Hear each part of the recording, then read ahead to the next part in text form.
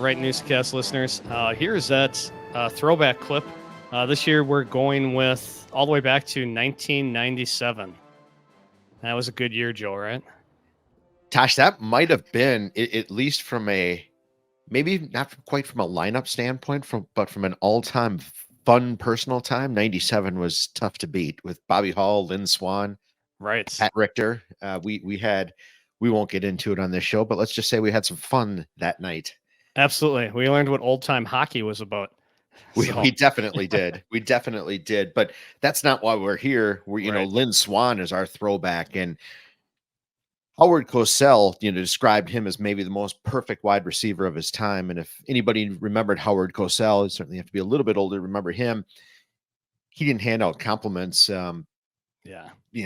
freely. He meant what he said. And Lynn Swann, to me, he was probably, I was trying to think of this.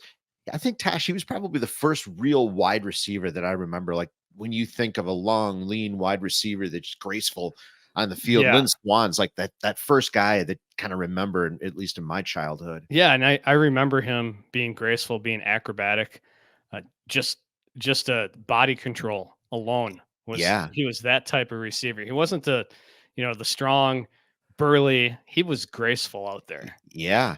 We talked to, in an earlier podcast, we talked with Maddie Wanamaker, who's with the U.S. rowing team. Shout out Maddie, who's rowing actually right now on their way to Paris. But we talked about ballet, and we specifically brought up Lynn Swann because I remember, again, Lynn Swann taking ballet, and that certainly helped, tiptoeing down the sidelines. Maddie talked about using ballet. Yep. It's very athletic, and there's no question that was an influence on Lynn Swann's skills. He was incredible. Yeah, I think he was one of the first receivers too. I mean, after him, you saw other receivers who got involved with different types of dance to try to improve their footwork and their balance and their coordination. Absolutely. Absolutely. And as you'll find out, I mean, he's just one of those guys that like some of these throwbacks we've had, they just have that it. They know how to speak. And Lynn Swann, of course, after a Hall of Fame playing career, went on to do tons of things. I mean, he was on TV. He did a lot of broadcasting. We can still find him on TV. The guy is just flat out polished. And yeah, his speech is terrific. And that night in 1997, I remember this well. Lynn Swann came to the Red Smith Banquet because of the Boys and Girls Club. Now, if you listen to our podcast, you've heard some incredible stories about what we're doing here in Appleton, or what groups are doing in Appleton with the Miracle League and the Challenger League. And Lynn Swann came up here because of the Boys and Girls Club, another fantastic club that was influential in his life. He talks about that in the throwback. Without the Boys and Girls Club, we would never probably hear of Lynn Swann. So, and the Boys and Girls Club of the Fox Valley just celebrated their 25th anniversary as well, I believe. Right, with big mural and the building downtown Appleton. So, absolutely.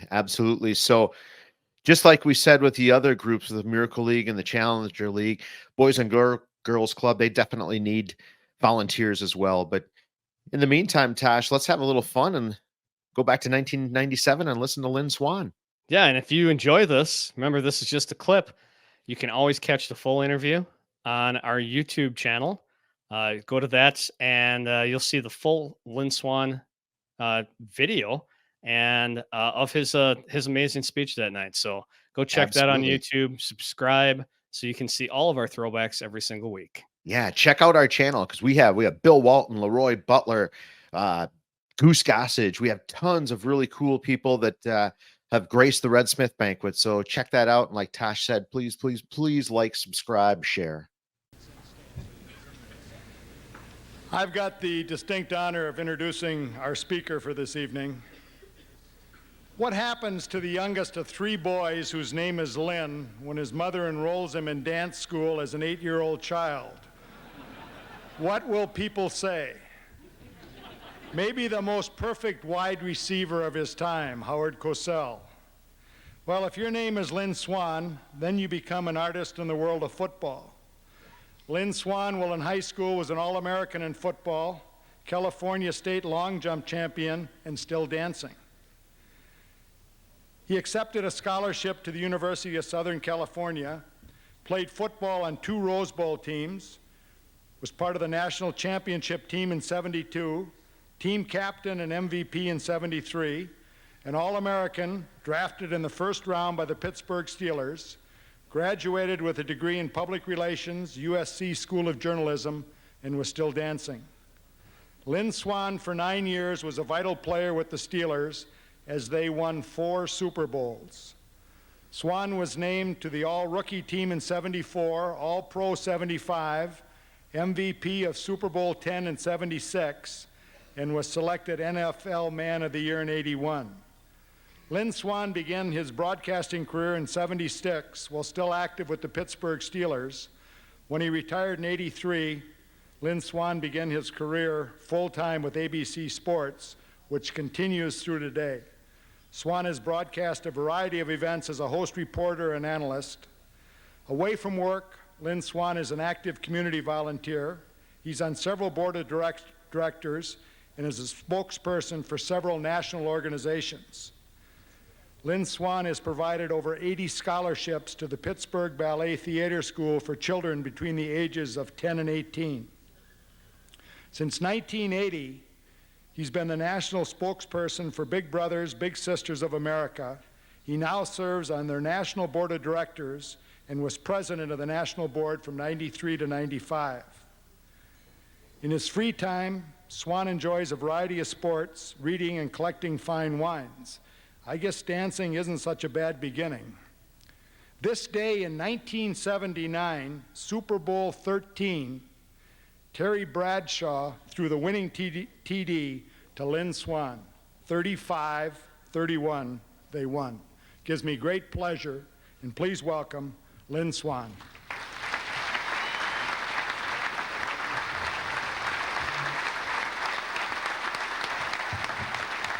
Thank you. Thank you. Oh, sit down. You guys stand up for anything, don't you? I appreciate it. Thank you very much, Chuck. You read that very well. Telling Pat I spent a lot of time working on that just in case. Pat, congratulations to you. Bobby, it's a pleasure to be here with you. You know, Mr. Nice Guy. I didn't know anything about hockey. I always thought he was supposed to be like this tough, mean, hard-nosed guy. Is that true? But you did it with a smile. Yeah. To all the local award winners, congratulations to the young people. Congratulations to you on your efforts and your outstanding performances. You know, God sent Reggie White to Green Bay.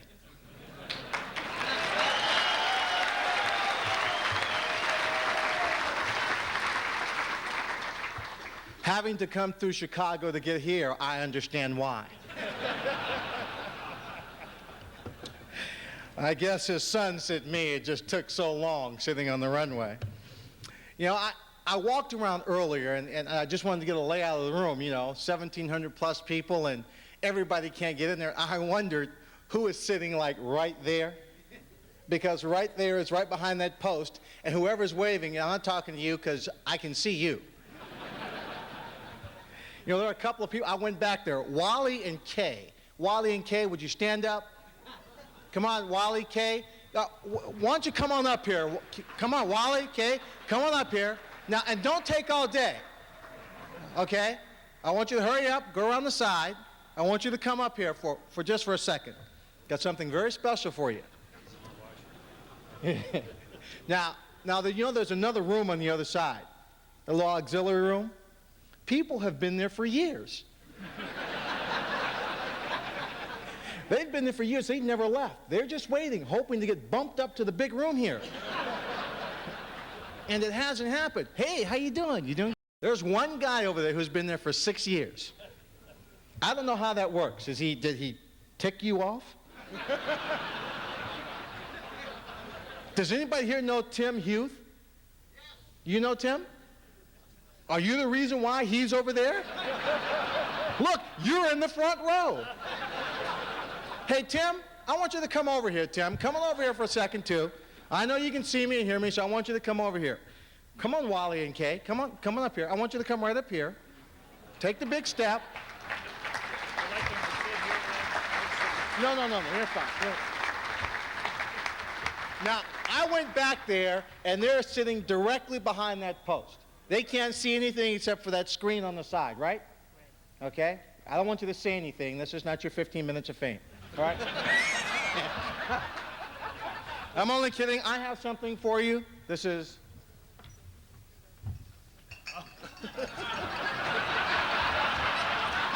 Wally, come on up. Wally, this is the 1996 Lynn Swann Miller Post Award. Thank you very much. And thank you.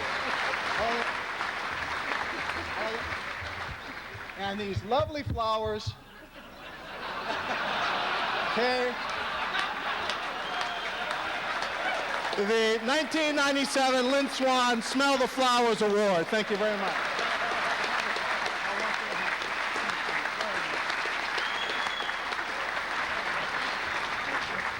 Tim, come on over. 9 years. 9 years? 9 years. God, he's been there for 9 years.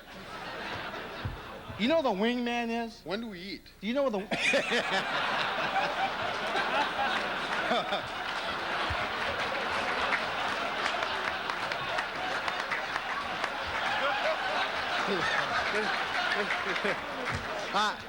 Tim, you got some laughs from that, but obviously you have been. Come on up here. Now, do you know what the wingman is? No.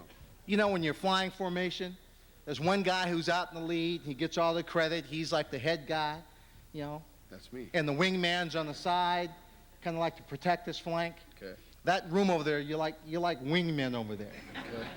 You know, you don't get the main deal, but you're always out there.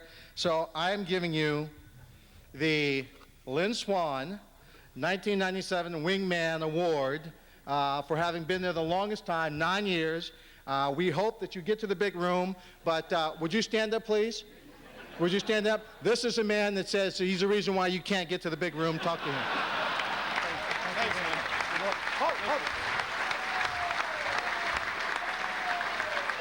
Also, as a prize, you get to say anything you want to all your friends you left over there for a moment. Oh, jeez. See you in a bit, guys.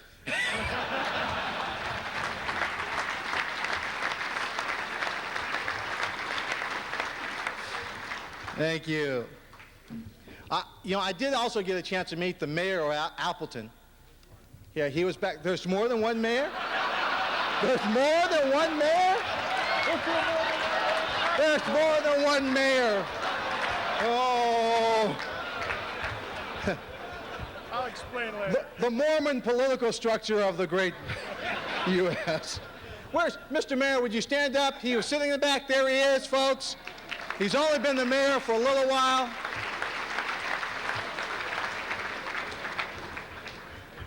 He welcomed me to Appleton, said, stay here, have a great time. I said, I have tickets to the Super Bowl, forget it.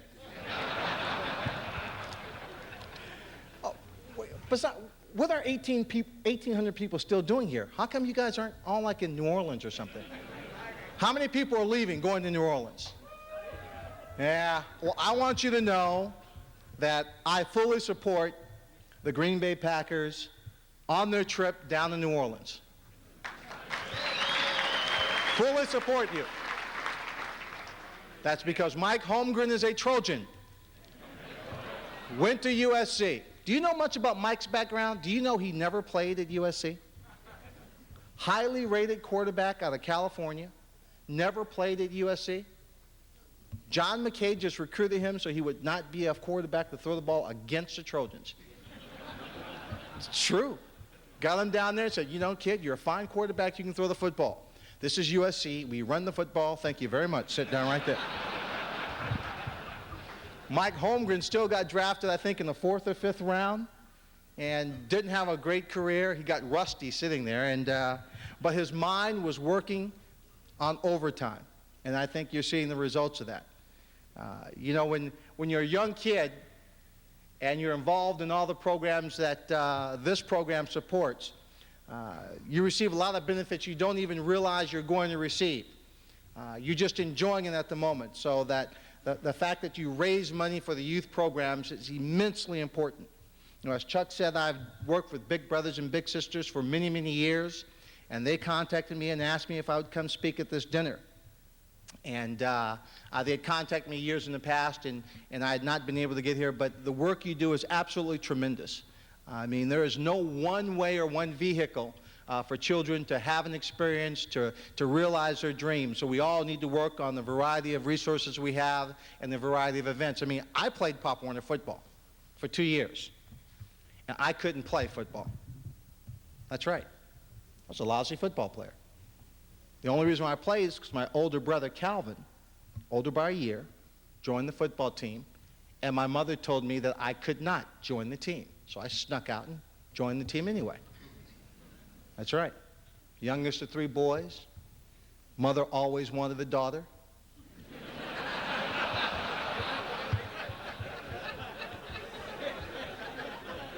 I don't see the humor.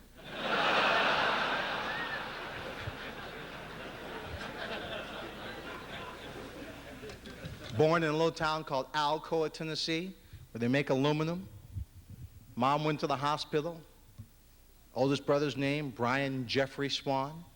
She liked the actor Hugh O'Brien, named him Brian. My middle brother's name, William Calvin Swann. She named him after my father, Willie Edward.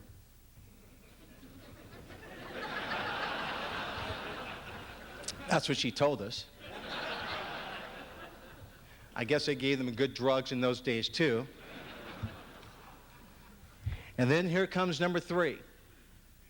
You know, and I wasn't even supposed to be born. My dad said, no, we can't afford 3 kids. We're just having 2. Mom said, oh, we got to try for a girl. Dad said no.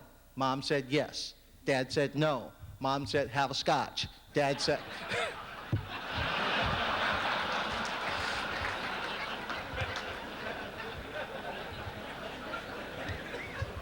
Anyway, she's in the hospital, in pain, in labor. Baby's born. She knows I'm a girl. She's all excited. Nurse comes in and says, oh, Mrs. Swann, you've done it again. Number 3. It's a boy. She goes, it can't be. She goes, really, it's a boy. She says, no, put it back. It'll fall off. Put it back. It'll be okay. No, it's a boy.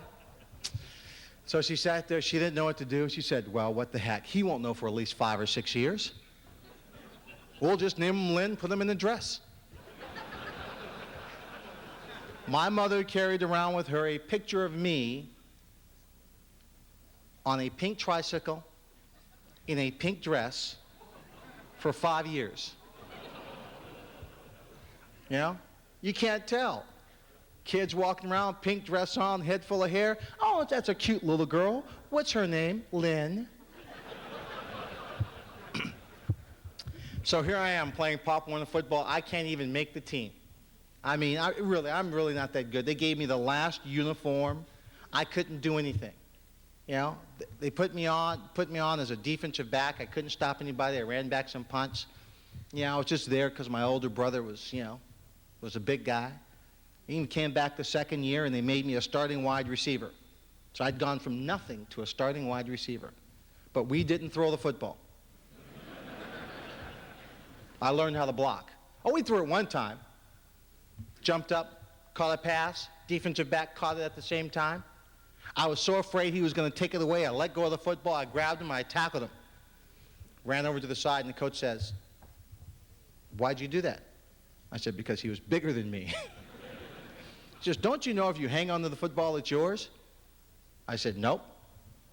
He goes, well, remember that. I said, okay. I said, next time he throw me a pass, I'll remember that. That was the last pass he threw me for the entire season. Didn't stop me. I continued on.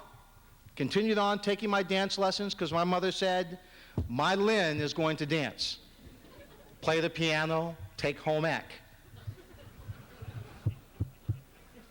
I'm a good cook. What are you laughing at? My wife loves my cooking. She doesn't like my aprons. They're a little too frilly for her, but the food's good. But can you imagine a boy named Lynn? I went to an all-boys Catholic high school. Now, people think that I was born with a great gift of speed, a great leaping ability, this grace and style. You try leaving football practice with a pair of tights, ballet shoes, your name's Lynn. And if you can't run fast, jump high, go over a couple of fences, you just don't get there. You know? But it was actually fun. I enjoyed it. I went to the University of Southern California. I mean, there was a pattern developing in my life. I was going to football teams that did not throw the football. Went to the University of Southern California, got down there, and I decided to go there because I felt comfortable, and I thought I was a high school All-American. God, this is great. I'm going to stand down. I'll be a big star down here. There were 35 guys, 35 freshmen that went to USC in 1970. 33 were All-Americans. And they were looking at me going, he's a pretty small guy. We're not quite sure about him. I said, but my name is Lynn. Remember the big dog theory, you know? We run faster when we're being chased. You know, I went through college, and, you know, today when I cover college football, I look at the guys and I look at them going through their great experiences, playing in bowl games, the contests that they play, the lessons they learn, and I think back to my days and I said, you know, I would never repeat those days if they paid me. You know the difference between a freshman football player and a blocking bag? The freshman football player walks off. That's it. Freshman football players are used for blocking dummies. Well, not today. Pat needs them all on the field at the same time because they cost more today. But we would go out in the football field and the coach would run a play and we'd pretend to be the other team and they'd smack us around, all right, and do the play perfectly. But the coach would say, you know, I just didn't like the way it was done. Let's do it one more time. Run the exact same play and they'd beat you up and throw you on the football field. And one day we were sitting in the practice field and the scouts were in the stands and they were watching a guy named Toady Smith. You know what Toady Smith is? Bubba Smith's little brother. Bubba was about 9 feet. Toady was only about 6'5", 270 pounds, you know, and maybe ran a 5-flat 40-yard dash. And he was on the defensive line for USC. And I was playing a guy named Bobby Moore. And the scouts were sitting there watching. So I took the ball and ran in reverse. And he was showing out for the scouts. And he reached over and he grabbed me and he slammed me to the ground. And defensive coach was sitting there looking at me, and I was hurting pretty bad, and I wanted to quit. I got back up and I got back in the huddle, and he looked at me and he said, run this other play again. So we ran the same play again. And Toady came busting through the line and he slammed me. You know? This went on all day long. And I was laying on that field thinking, God, if I could just quit. If I could just quit, it would all be over. And the coach looked down at me and he looked at me with those eyes and said, you know, if you quit now, it'll all be over. And then Toady looked over and said, if you quit, I'll hit you again. True story. I got up, walked back to the huddle, and said, I'm never quitting if this is what's going to happen to me. You know, but these guys in college were very, very intense. You know, and we learned a lot of lessons in terms of the intensity and people who cared about you in different ways. Not everybody's going to care about you the way Toady Smith cares about you. You don't want that from everybody. But I had coaches who worked as hard in Pop Warner and Little League that tried to teach us the value and the fun of playing that sport and what it was all about. So that when you got out in a tough situation, there was a lot of pressure, you didn't have to worry about those things. You executed to play the game that you wanted to, you know, and you were always on top of it. When I went to the Pittsburgh Steelers, we had a group of guys that were just phenomenal. And of course, you all know Rocky Bleier because he's from Appleton, Wisconsin, and a tremendous athlete and player, all right? But these guys were so wild and so different. It's like you learned from them and you had fun every step of the way. I mean, and they weren't all serious. Everybody wants to compare the Pittsburgh Steelers and the old Green Bay Packers. I don't want to compare them. We know in Pittsburgh that we probably would have beaten the Packers, so we don't want to go there.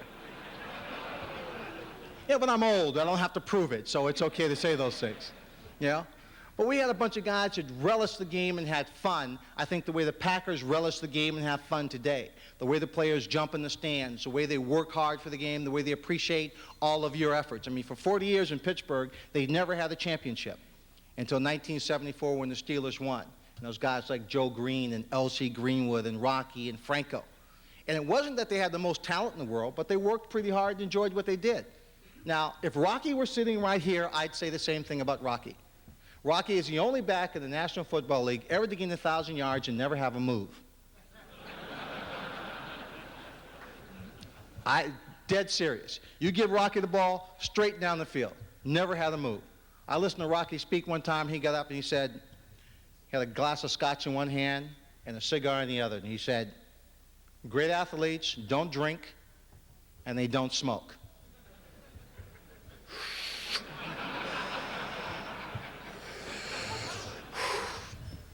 I never said I was great.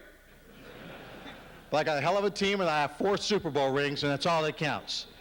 You know? And that was the spirit that ran through those football teams.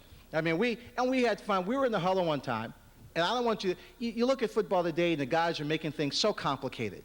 You got this play, you got that play, you know, you got this combination, you're running this blitz control, you run it off this and that. It's like rocket science. You don't know what's going on. You know, give me the old days when Bradshaw got in the huddle and he'd look around and he'd say, you know, let's run full split 33 I trap.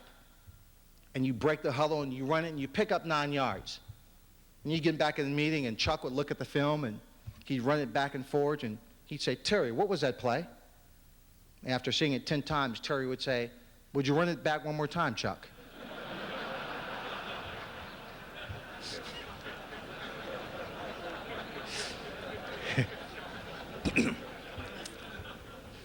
You know, he wore glasses.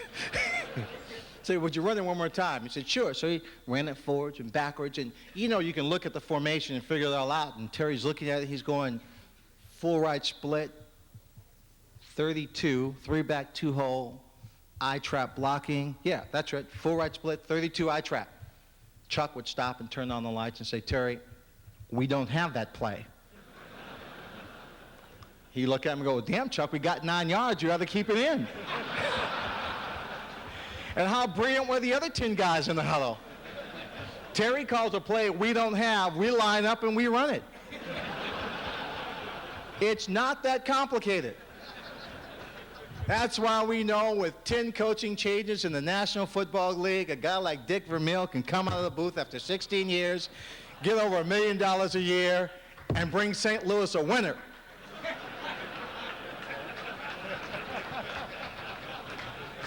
What, is it just me, or are they crazy out there, or what? I mean, you pick up the newspaper and you read these stories. What do you think? Oh, you don't think. You just sit. See, that's the problem.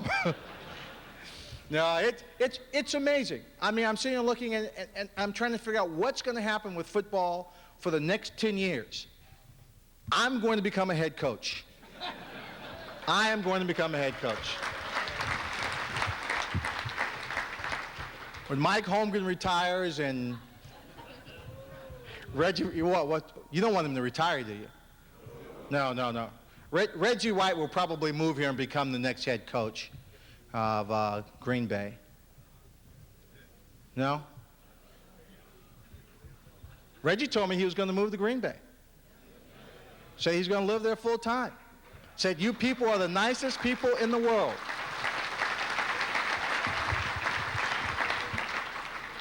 He told me that a year and a half ago at the Pro Bowl in Hawaii. Didn't tell me it was a secret. I'm a reporter. Al Michaels, let's go down to the sidelines, Lynn Swann. Swann, what's going on? Well, I got Reggie White here, and Reggie said he's moving to Green Bay, and Reggie's going,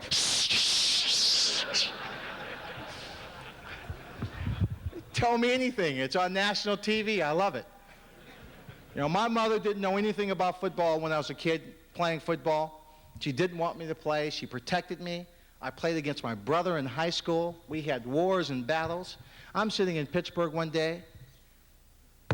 At home, the game's over, we lose. I get a phone call from my mother. My mother says, are you sick?